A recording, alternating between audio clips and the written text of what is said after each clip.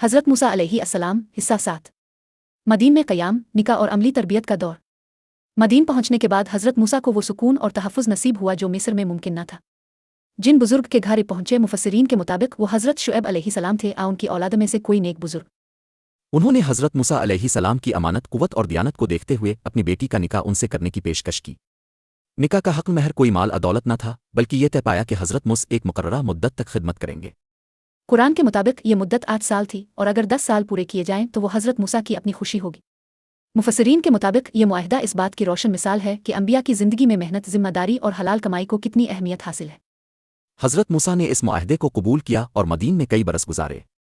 इस अरसे में अपने चरवाहे की ज़िंदगी इख्तियार की, सब्र बर्दाश्त, क़ियादत और इंसानों के साथ मुआमला करने की अमली तरबियत हासिल की।